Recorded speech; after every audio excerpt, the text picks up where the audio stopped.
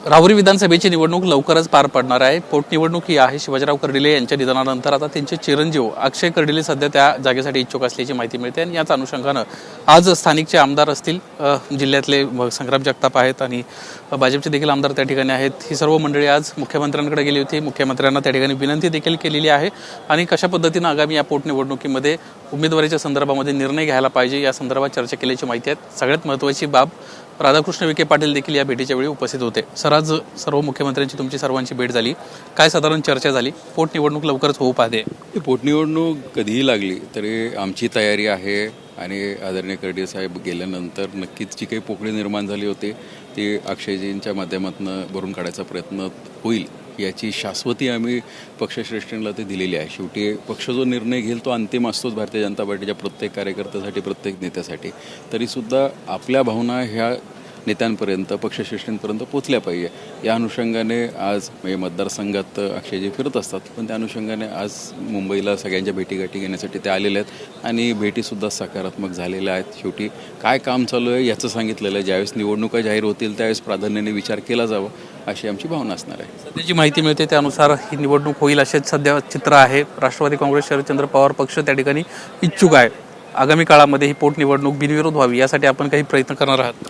ते पक्षस्तरावरनं नक्कीच प्रयत्न होतील। बहुतेक आपण पाहिलेलं आहे ज्यावेळेस अशा घटना घडतात त्या ठिकाणच्या निवडणुका एक तर बिनविरोध तरी होतात किंवा त्या भावनिक तरी होऊन जातात। त्यामुळे नक्कीच पक्षस्तरावरनं तो प्रयत्न राहणार आहे, कारण होत असताना राहुरीची आणि बारामतीची दोन्ही निवडणुका एकत्र होतील, तेव्हा दोन्ही बिनविरोध झाल्या तर नक्कीच याचा फायदा होईल आणि या दृष्टिकोनात आमचा प्रयत्न राहील। शेवटी हा प्रत्येकाचा वैयक्तिक निर्णय असतो कशा पद्धतीने पुढे जायचं। राजकारण हे राजकारणाच्या पद्धतीने केलं जातं, त्यामुळे पक्ष जो ठरवेल किंवा पक्ष श्रेष्ठी जे ठरवतील तो निर्णय अंतिम असेल।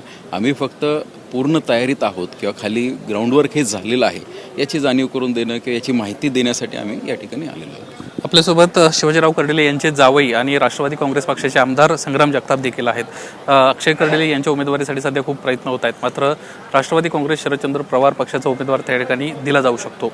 एकीकडे बारामतीची निवडणूक आहे, दुसरीकडे राहुरीची निवडणूक आहे। दोन्ही निवडणुका बिनविरोध व्हाव्यात यासाठी सध्या प्रयत्न होताना दिसत आहेत। निश्चित आपण जर पाहिलं तर आता जसं तिथं बारामती तुम्ही सांगितलं तिथं अजितदादा होते आणि इकडे राहुरीला कर्डिले साहेब होते, त्यामुळं त्या ठिकाणी असणाऱ्या भूमिका या पक्षांतर्गत त्याच पक्षाच्याच मागणी तिथं, कारण दोघंही विद्यमान होते, त्यामुळे तिसरा कोणाचा तिथं मला वाटत नाही फार कोणाचा विषय तिथं उद्भवल किंवा प्रश्न समोर येईल। जर निवडणूक झाली तर त्या ठिकाणची कशी तयारी असणार आहे? कोण त्या ठिकाणी उमेदवार असू शकतो? नाही, उमेदवार कोण असेल आज आपण सांगू शकत नाही, कारण निवडणुका जाहीर झालेल्या नाही आणि फॉर्म ज्यावेळेस भरल आणि विड्रॉलची मुदत संपेल त्याच वेळेस आपण सांगू शकतो कोण उमेदवार राहणार आहे। आज आपण तसं कोणी सांगू शकणार नाही कुठल्या ठिकाणी कोण उमेदवार राहणार आहे, पण मला वाटत नाही की कुठल्या ठिकाणी निवडणूक झाल्यानंतर कुठली अडचण आपल्याला आज महायुती म्हणून कुठल्याही दोन्ही ठिकाणी कोणाला येऊ शकते।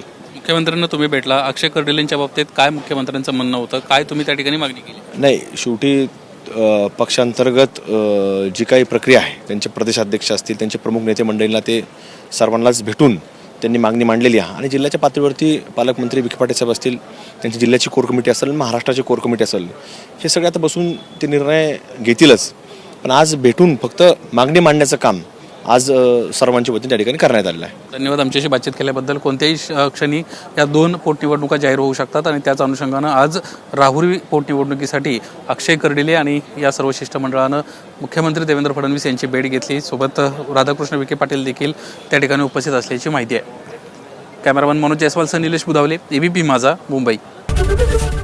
एबीपी माझा, उघडा डोळे बघा नीट।